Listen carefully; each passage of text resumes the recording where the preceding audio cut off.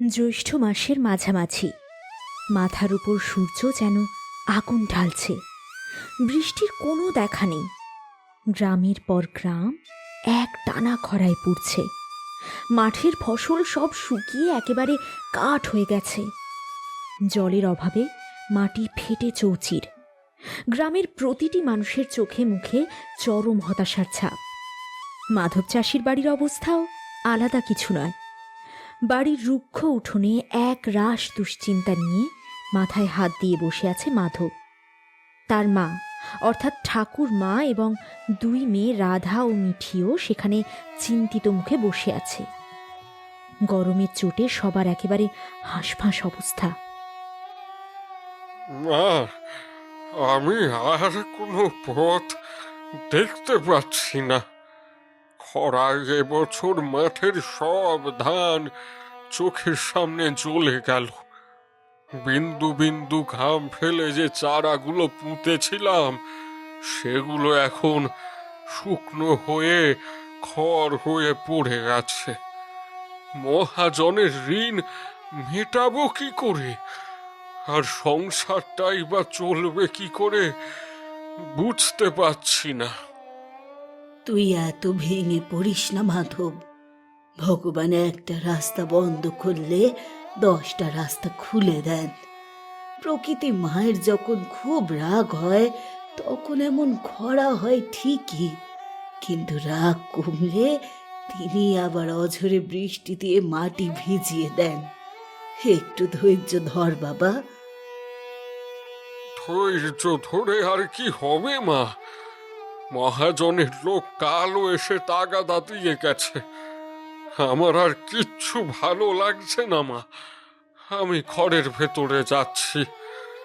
মাথাটা বড্ড রোদে ধরেছে।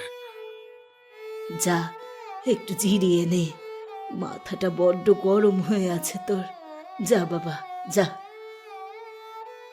বাবা, তুমি একটু শো গিয়ে, আমি কলসি থেকে জল ঢেলে নিয়ে আসছি তোমার জন্য। ঠাম্মা, বাবারের মুখটা দেখে আমার খুব কষ্ট হচ্ছে। আকাশ থেকে তো আগুন ঝরছে। বৃষ্টি কি আর কোনোদিনও হবে না? আমাদের কি হবে ঠাম্মা? ঠিকই তো ঠাকুমা, আমরা কি বাবাকে কোনোভাবেই সাহায্য করতে পারি না? আমরা তো আর মাঠে কি ফসল ফলাতে পারবো না। আর যা রোদ, বাইরে বেরোলেই তো লু লেগে যাবে। মাধব একটা ভারী দীর্ঘশ্বাস ফেলে ধীর পায়ে ঘরের ভেতর চলে গেল। উঠোনে পড়ে রইল ঠাকুরমা আর তার দুই নাতনি। মিঠি একটা তালপাতার পাখা দিয়ে নিজেকে আর ঠাকুরমাকে সমানে হাওয়া করে চলেছে, কিন্তু তাতে গরম একটু কমছে না। ঠিক সেই সময় উঠোনের এক পাশে দাঁড়িয়ে থাকা বিশাল আম গাছটার দিকে তাকিয়ে ঠাকুরমার মাথায় এক দারুণ বুদ্ধি খেলে গেল। গত রাতের কালবৈশাখীর দমকা হাওয়ায় গাছতলা যে অজস্র কাঁচা আমে ভরে গেছে, সেই দিকেই সবার নজর ঘোরালেন তিনি। এত ঘাবড়াচ্ছিস কেন? আমি তো এখনো বেঁচে আছি। আমাদের কিছু একটা করতে হবে। আচ্ছা রাধা, আমাদের বাগানের ওই বড় আম গাছটার দিকে একবার তাকাতো। কালকের দমকা হাওয়ায় কত কাঁচা আম পড়েছে বলতো? হ্যাঁ ঠাম্মা, অনেক আম পড়েছে। পুরো গাছতলা ভরে আছে। কিন্তু ওই টক আম দিয়ে কি হবে? আচার বানাবে? কিন্তু আচার বানানোর মতো তো তেল, মশলা, গুড় এইসব কেনার পয়সা তো বাবার কাছে এখন নেই। আচ্ছা নয় রে পাগলি, আমি আম পোড়া শরবতের কথা বলছি। এই প্রচণ্ড গরমে মানুষের এখন সবচেয়ে বেশি কি চাই? একটু ঠান্ডা জল আর একটু শান্তি। আমরা যদি এই কাঁচা আমগুলো উনুনে পুড়িয়ে সেই শ্বাস দিয়ে ঠান্ডা শরবত বানাই, তবে সেটা একেবারে অমৃতের মতো কাজ করবে। আমপোড়া শরবত? হ্যাঁ ঠাকুমা, তুমি তো ছোটবেলায় আমাদের বানিয়ে কত খাওয়াতে। খেলে পেট একেবারে ঠান্ডা হয়ে যেত। কিন্তু শরবত বানিয়ে কি হবে? আমরা খাবো। শুধু আমরা খাবো কেন, আমরা এটা বিক্রি করব। তোরা দুজনে মিলে রাস্তার ধারে ওই বড় বট গাছটার নিচে গিয়ে বসবি। গ্রামের যত মানুষ ওই রাস্তা দিয়ে যাতায়াত করে, হাটে যায়, মাঠে যায়, এই গরমে তারা সবাই তৃষ্ণার্ত থাকে। এক গ্লাস ঠান্ডা আমপোড়া শরবত পেলে তারা একেবারে হাতে চাঁদ পাবে। বা ঠাম্মা, তোমার মাথায় তো দারুণ বুদ্ধি। আমি আর দিদি শরবত বিক্রি করব, খুব মজা হবে। কিন্তু ঠাম্মা, শরবতটা বানাবো কি করে? আমার তো ঠিক মনে নেই। সে আমি সব বলে দিচ্ছি, তুই যা তো আগে গিয়ে বাগান থেকে চুপড়ি ভরে কাঁচা আমগুলো কুড়িয়ে আন। বেছে বেছে ডাঁসা আর বড় আমগুলো আনবি। আর দাদা, তুই উনুনটা ধরিয়ে ফেল। ঠিক আছে ঠাকুমা, আমি উনুন ধরাচ্ছি। মিঠি, তুই তাড়াতাড়ি আমগুলো নিয়ে আয়। আমি ততক্ষণে মাটির বড় হাঁড়িগুলো ভালো করে ধুয়ে পরিষ্কার করে রাখি।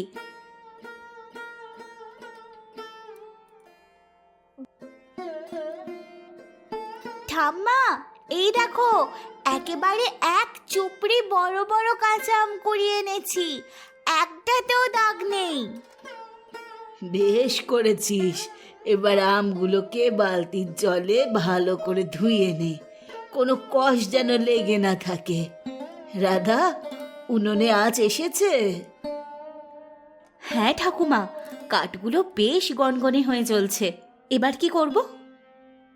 এবার ওই উনুনের জ্বলন্ত কয়লার ওপর আমগুলো সাবধানে বসিয়ে দে। দেখিস যেন একেবারে পুরো ছাই না হয়ে যায়। একটু পর পর উল্টে দিবি, হ্যাঁ? খোসাটা কালো হয়ে এলেই নামিয়ে নিস। আমি সাবধানেই দিচ্ছি ঠাকুমা। মিঠি, তুই একটু সরে বস, আগুনের আঁচ লাগবে।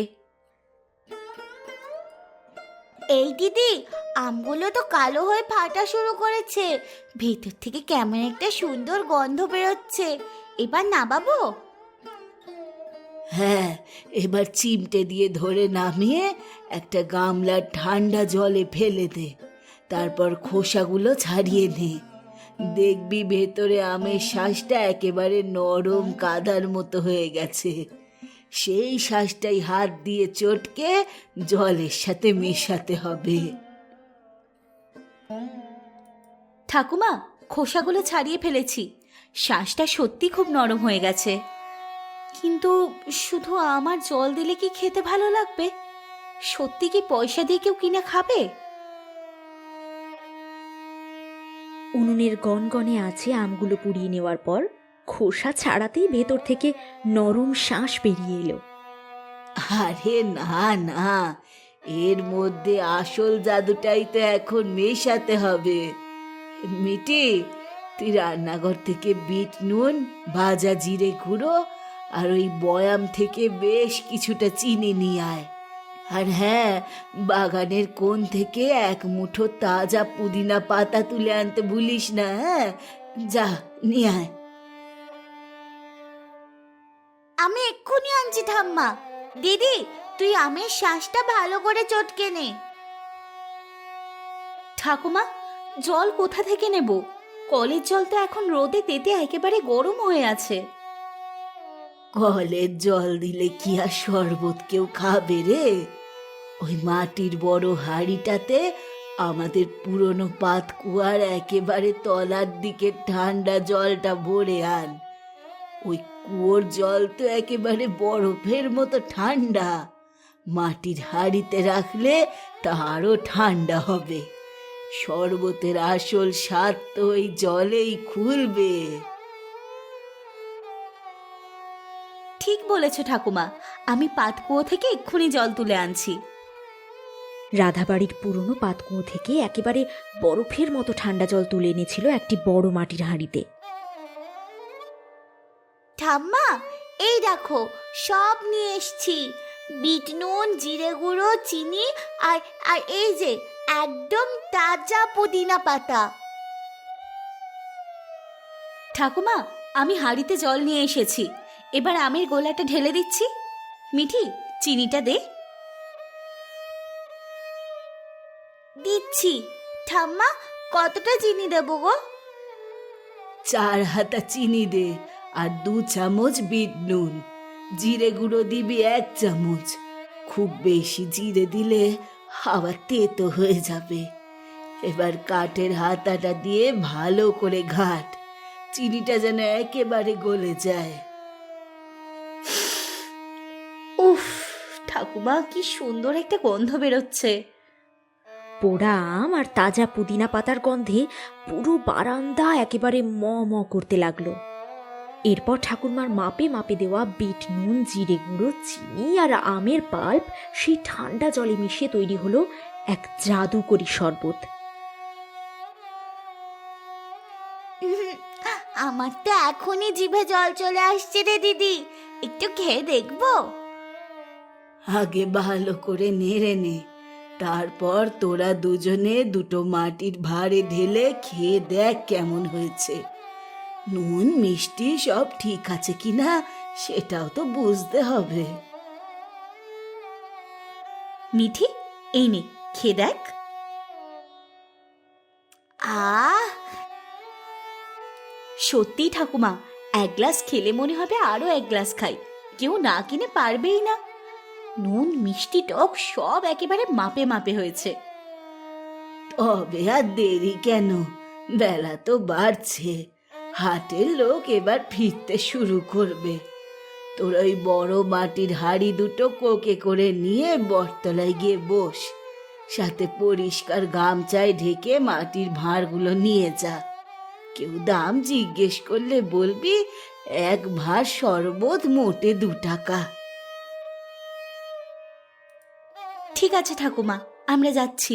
তুমি বাবার খেয়াল রেখো, আমরা বিকেলের আগেই ফিরে আসবো।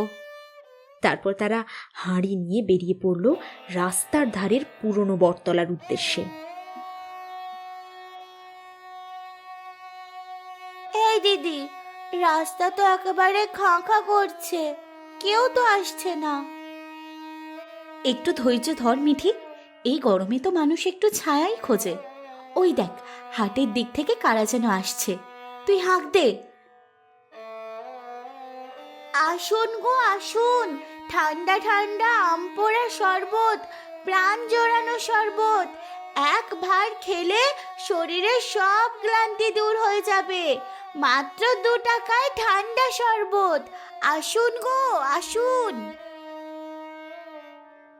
কে রে, রাধা আর মিঠি না? তোরা এই খা খা রোদ দূরে বট তলায় কি করছিস? এই তো রতন কাকা, আম পোড়া শরবত নিয়ে বসেছি। তুমি তো হাট থেকেই আসছো, অনেকটা হেঁটেছো। এই গরমে 1 ভাঁড় খাবে নাকি? খুব ঠান্ডা, কিন্তু ভালো লাগবে। ওহ, যা রোদ, গলা শুকিয়ে কাঠ। দিয়ে তো মা একটা ভাত দে। তার দাম কত? মাত্র 2 টাকা কাকা, তুমি খেয়ে দেখো, তোমার সব ক্লান্তি দূর হয়ে যাবে। যদি না হয় তখন পয়সা দিও না। দে দে, তাড়াতাড়ি দে। এই নাও কাকা। আহ, প্রাণ একেবারে জুড়িয়ে গেল। অপূর্ব স্বাদ মা, অপূর্ব স্বাদ। দে তো আমাকে আরো একটা ভাত দে। হ্যাঁ, এক্ষুনি দিচ্ছি। এই নে 4 টাকা।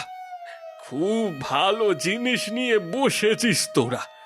আমি রাখালকে বলে দিচ্ছি, ও নিয়ে যাবে।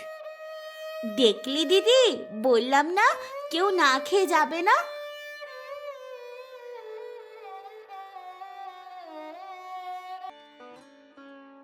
ও রাধা, রতন খুড়ো বলল তোদের কাছে নাকি ঠান্ডা শরবত আছে। দে তো আমাকে 2 ভাঁড় দে। ওহ, রোদে মাথা ঘুরে গেছে একেবারে। এই নাও রাখাল দাদা, খেয়ে দেখো তো কেমন হয়েছে। আহা, যেন অমৃত। তোদের হাতের জাদুতে তো পুরো শরীর ঠান্ডা হয়ে গেল রে। শোন, আমার শাল পাতার ঠোঙায় ওই হাঁড়ি থেকে আরো 4 ভাঁড় শরবত বেঁধে দে তো। বাড়িতে তোর বৌদির জন্য নিয়ে যাব। সেও এই গরমে খুব কষ্ট পাচ্ছে। দিচ্ছি রাখাল দাদা। মিঠি, তুই ভালো করে শালপাতায় মুড়ে দে। এই নে তোদের 12 টাকা। বেঁচে থাক মা, তোরা বেঁচে থাক। দিদি, আমাদের হাড়ি তো অর্ধেকের বেশি খালি হয়ে গেল। হ্যাঁ রে, বেলা গড়ালে আরো লোক আসবে। ঠাকুমার বুদ্ধিটা কিন্তু বেশ কাজ করেছে। এভাবেই দুপুর গড়িয়ে বিকেল হতে চলল। রতন কাকা আর রাখালের মুখে শুনে রাস্তার আরও অনেক ক্লান্ত পথিক বটতলার ছায়ায় জিরোতে এসে একের পর এক শরবত খেতে লাগলো। সবার মুখেই এক তৃপ্তির হাসি। এক সময় তাদের দুটো হাঁড়ি একেবারে খালি হয়ে গেল। পড়ন্ত বিকেলে রাধা ও মিঠি খালি হাঁড়ি আর পয়সার ভারী পুটলি নিয়ে বাড়ির দিকে পা বাড়ালো। উঠোনে ফিরে তারা দেখল মাধব আর ঠাকুরমা তখনও দাওয়ায় বসে আছে।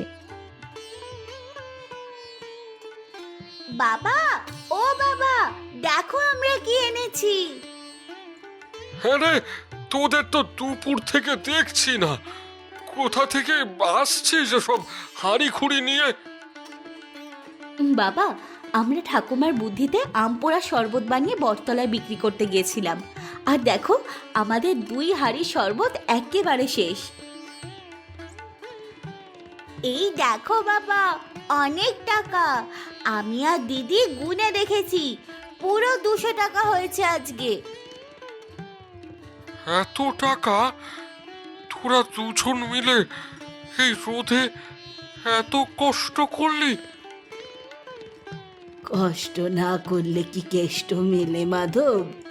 আমি তোকে বলেছিলাম না, ভগবান কোনো না কোনো রাস্তা ঠিকই খুলে দেন। আমার নাতনিরা আজ প্রমাণ করে দিল, ইচ্ছে থাকলে আর একটু বুদ্ধি খাটালে এই প্রবল গ্রীষ্মের খরাও আশীর্বাদ হয়ে উঠতে পারে। কাল আমরা আরো বেশি করে আম কুড়িয়ে বড় হাঁড়িতে শরবত বানাবো বাবা। তুমি আর চিন্তা করো না, আমরা সবাই মিলে ঠিক এই খারাপ সময়টা পার করে দেব। হ্যাঁ বাবা, একদম চিন্তা করবে না। কাল আমি পুদিনা পাতা আরো অনেক বেশি করে তুলে আনবো। এই তো আমার লক্ষ্মী মেয়েদের মতো কথা। বিপদে ভয় না পেয়ে নিজের উপস্থিত বুদ্ধি আর পরিশ্রম দিয়ে তার মোকাবিলা করতে হয়। সততা আর পরিশ্রম থাকলে কোনো বাধাই মানুষকে আটকাতে পারে না। নে, এবার হাত মুখ ধুয়ে আয় তোরা। আমি তোদের জন্য বাতাসার জল করে রেখেছি। হ্যাঁ ঠাকুমা, যাচ্ছি। কাল কিন্তু তুমি আবার আমাদের মশলাটা মেপে দেবে ঠাম্মা। তোমার হাতের এই জাদুটা ছাড়া শরবত কিন্তু জমবেই না। আচ্ছা বাবা, আচ্ছা, সে আমি দেব। এবার তোরা ঘরে যা।